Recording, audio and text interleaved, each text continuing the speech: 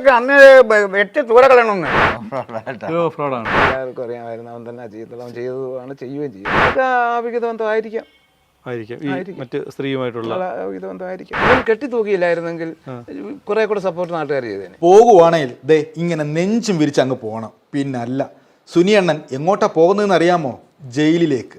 ഇനി ശിഷ്ടജീവിതം ജയിലിനുള്ളിൽ. ചേട്ടാ, നിങ്ങൾ ഈ വിധിയോട് എങ്ങനെ പ്രതികരിക്കുന്നു? നല്ലൊരു വഴിക്ക് പോകുമ്പോൾ അവൻ്റെ ഒരു ചോദ്യം അണ്ണൻ മൈൻഡ് ചെയ്യുമോ? ചെയ്തു കൂട്ടിയ കാര്യം എന്താണെന്ന് അറിയാമോ? പറയാം, ഒന്ന് അടങ്ങ്. ഇനി ഒരാളെ കൂടി പരിചയപ്പെടാനുണ്ട്. ആൾ കുറച്ച് നാണക്കാരിയാ കേട്ടോ. തലവഴി മുണ്ടിട്ടേ നടക്കൂ. ശ്രീലത ചേച്ചി ഒരു വിധത്തിലും മുഖം കാണിക്കില്ല. ചെയ്തു കൂട്ടിയത് അത്രയും നാണം കെട്ട കാര്യമല്ലേ? ഇനി കാര്യം പറയാം. സുനിൽകുമാർ ശ്രീലത, വയസ്സിനു മൂത്ത ശ്രീലതയുമായി സുനിൽ പ്രേമത്തിലായി, അവിഹിതത്തിലുമായി. പക്ഷേ എന്ത് ചെയ്യാം, സുനിലിൻ്റെ ഭാര്യ അമ്പിളി കയ്യോടെ പിടിച്ചു ആ ബന്ധം. നാശ കോടാലിയായി. പിന്നെ ഇനി ഒറ്റ മാർഗമേ ഉള്ളൂ. ആ ബന്ധത്തിന് തടസ്സമായി നിന്ന അമ്പിളിയെ ഒഴിവാക്കണം. ഭർത്താവ് കാമുകിയുടെ ഉപദേശത്തോടെ തട്ടിക്കളഞ്ഞു അമ്പിളിയെ. ആത്മഹത്യയെന്ന് വരുത്തി തീർത്തു. പക്ഷേ മരം വെട്ടുകാരനായ സുനിലിൻ്റെ ആ ഒരു കെട്ടുണ്ടല്ലോ, എല്ലാം പൊളിച്ചടുക്കി. കാമുകിക്കും കാമുകനും ജീവപര്യന്ത ശിക്ഷയും കിട്ടി. ഇനി നാട്ടുകാരുടെ ആ സംസാരത്തിൽ നിന്ന് നിങ്ങൾക്ക് കൂടുതൽ കാര്യങ്ങൾ മനസ്സിലാക്കാം. നമ്മുടെ നാടിനെ സംബന്ധിച്ചിടത്തോളം ഇത്തരം സംഭവങ്ങൾ കേട്ടുകേൾവിയില്ലാത്ത സംഭവമാണ്. ഇത് നടന്നത് വളരെ ദുഃഖകരമായിട്ടുള്ളൊരു വാർത്തയാണ്. അപ്പോൾ അത് ഈ നാട്ടുകാർ ഒന്നടങ്കം അതിൽ വിഷമത്തിലാണ്. തുടർന്ന് ഈ വിധി വന്നതിൽ അതിനെ കോടതിയുടെ ഈ വിധിയെ ഞങ്ങൾ അംഗീകരിക്കുകയാണ്. തെറ്റ് ചെയ്ത ശിക്ഷ അനുഭവിക്കുക. നമ്മൾ സ്റ്റേഷനിൽ നിന്നപ്പോൾ അറിയുന്നത് അന്ന് ഇവിടെ ഒരു കല്യാണമുണ്ട് കുന്നിലമ്പലത്തിൽ വെച്ച്. അപ്പോൾ ആ കല്യാണത്തിന് പോകുന്നതിന് വേണ്ടി എനിക്ക് വേറെ കേസുണ്ടായിരുന്നു. അപ്പോൾ അതിനു വേണ്ടി നമ്മുടെ പാർട്ടിയുടെ ഉത്തരവാദിത്തപ്പെട്ട ഒരാൾ വന്ന് സ്റ്റേഷനിൽ 11 മണിക്ക് വന്ന് 11:30 ആയപ്പോഴാണ് അറിയുന്നത്. അപ്പോൾ ഈ സംഭവം നടക്കുമ്പോൾ ഞാൻ ഈ കണ്ടത്തിൽ വെള്ളം കോരിക്കൊണ്ട് നിൽക്കുക. കൊലപാതകമൊന്നുമല്ല, സംസാരം നടക്കും. ഞാൻ 9:30 ആയപ്പോഴേ പോയി. അതേ നമുക്കറിയത്തുള്ളൂ. പിന്നെ മരിച്ചെന്നുള്ള വിവരം നമ്മൾ അറിയാൻ കഴിഞ്ഞു. പക്ഷേ ശരിക്കും ഈ ഒരു കൊലപാതകം നിങ്ങളുടെ നാടിനെ പിടിച്ചുലയ്ക്കുക സംഭവം. നാടിനെ പിടിച്ചുലച്ച് എല്ലാവർക്കും വലിയ ഷോക്കായിരുന്നു. ഇത്രയൊക്കെ കാര്യങ്ങൾ വർത്തമാന കാലത്തിൽ അങ്ങനെയുള്ള കാര്യങ്ങൾ മുറ്റത്ത് നിന്നുകൊണ്ട് പെണ്ണായാലും ആണായാലും ഭർത്താവുള്ളവരായാലും ഭർത്താവില്ലാത്തവരായാലും ചെയ്യാൻ പാടില്ല. എനിക്കതേ പറയാനുള്ളൂ, അല്ലാതെ വേറൊരു കാര്യമില്ല. ഇല്ല, ശരിക്കും ഇവിടെ ഈ അവിഹിത ബന്ധം തന്നെയാണല്ലോ ഈ അമ്പിളിയുടെ കൊലയിലേക്ക് നയിച്ചത്. ഇപ്പം രണ്ടുപേരും പ്രതികളെ രണ്ടുപേരും ജീവനം.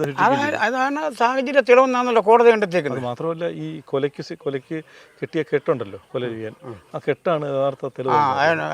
അയാൾ തനിക്കച്ചടക്കാരനായിരുന്നു. അപ്പം ഏറുകയറിടുമല്ലോ, ഏറുകയറിട്ട് അറിയാവുന്ന നമുക്കറിയത്തില്ല. അവ കുറ്റം ചെയ്ത ആളെ ശിക്ഷിക്കപ്പെടണം, പെണ്ണായാലും ആണായാലും ശിക്ഷിക്കപ്പെടണം. ഇനി ബാക്കിയുള്ളവർ ജീവിച്ചിരിക്കുന്നവർക്ക് കുഴപ്പമുണ്ടാകരുത്. വിധി അത് അനിവാര്യമായ ഒരു വിധിയാണ് വന്നിരിക്കുന്നത്. അത് നേരത്തെ ഒരു ചിന്തിച്ചിരുന്ന അവരുടെ ഈ 2 സെറ്റിൻ്റെയും കുഞ്ഞുങ്ങളുടെ കാര്യം അവർ ആലോചിച്ചിരുന്നെങ്കിൽ ഇതൊന്നും സംഭവിക്കത്തില്ല. അതൊരു മരിച്ചത് ഒരു പാവപ്പെട്ട പെണ്ണാണ്, ഒരു ശല്യമുള്ളൊരു പെണ്ണല്ല, കുഞ്ഞുങ്ങളെന്ന് പറഞ്ഞ് ജീവിച്ചൊരു പെണ്ണാണ്. അത് ചെയ്തതിന് അത് ഈ വിധി കറക്റ്റ് തന്നെയാണ്. ഇത് ഇങ്ങനെ തന്നെ സംഭവിക്കണമെന്നാണ് ഞങ്ങളുടെ എല്ലാ ആഗ്രഹവും തന്നെയായിരുന്നു. അപ്പോൾ ശരിക്കും അങ്ങനെ ഒരു കൊലപാതകം ആത്മഹത്യയാണെന്ന് ആദ്യം തോന്നുന്നു. അതിനുശേഷം അത് കൊലപാതകമാണെന്ന് പോലീസിൻ്റെ അന്വേഷണത്തിൽ ചോദ്യം ചെയ്യലും ഒരു തെളിഞ്ഞു. അപ്പോഴാണ് അറിയത് കൊലപാതകം തന്നെയാണെന്ന് അറിയുന്നത്. പക്ഷേ ഇവൻ ഈ കൊല നടത്തി ഈ അമ്പിളിയെ കെട്ടിത്തൂക്കിയിട്ടതിന് ശേഷം വളരെ കൂളായി എല്ലാവരും വിളിച്ചു പറഞ്ഞ് അല്ലയോ ആ സംഭവം ഈ കടയിലൊക്കെ വന്നിരുന്നു. പിന്നെ ഇവൻ കെട്ടിത്തൂക്കിയില്ലായിരുന്നെങ്കിൽ കുറെ കൂടെ സപ്പോർട്ട് നാട്ടുകാർ ചെയ്തേനെ. ഒരു അബദ്ധം ആർക്കും പറ്റൂ. അടിച്ചതാണ്, ആടി കൊണ്ട് കൊച്ചു മാണ്ടി ബോധക്കേട് വന്ന് വീണ് ആ കെട്ടിത്തൂക്കിക്കൊണ്ടാണ് ഈ കൊച്ചു മരിക്കാൻ കാരണം. കെട്ടിത്തൂക്കിയില്ലെങ്കിൽ കൊച്ചു മരിക്കത്തുമില്ല, ബോധം കെട്ടി കിടന്നായിരുന്നു. അത് കെട്ടിത്തൂക്കി വെച്ചാൽ അതിവിദഗ്ധമായിട്ട് ഇവിടെ എല്ലാം വന്ന് 1 മണിക്കൂറുള്ള ഇവിടെ കറങ്ങിയിട്ടാണ് പിന്നെ പോയിട്ട് വന്ന് പറഞ്ഞ് അമ്പിളി തൂങ്ങി നിൽക്കുന്നത്. അമ്പിളി സ്വയം തൂങ്ങുവാണെങ്കിൽ കുരുക്കിട്ടല്ല തൂങ്ങുന്നത്, കെട്ടിയിട്ടാണ് ഇത് നമ്മൾ ഇങ്ങനെ കൊരുത്ത് വലിച്ച്.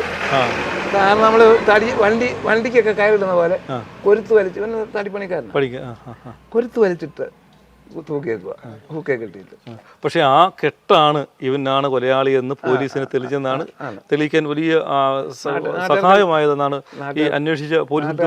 അല്ലാതെ തന്നെ എല്ലാവർക്കും അറിയാമായിരുന്നു. അവൻ തന്നെ ചെയ്തോളാം, ചെയ്തതാണ് ചെയ്യുകയും ചെയ്യുക. ഒരുപക്ഷെ അങ്ങനെ ചെയ്യാനുള്ള പ്രധാന കാരണം എന്താണെന്നാണ് നിങ്ങൾ ഇപ്പോഴും വിശ്വസിക്കുന്നത്? ഇതൊക്കെ അവിഹിതബന്ധമായിരിക്കാം.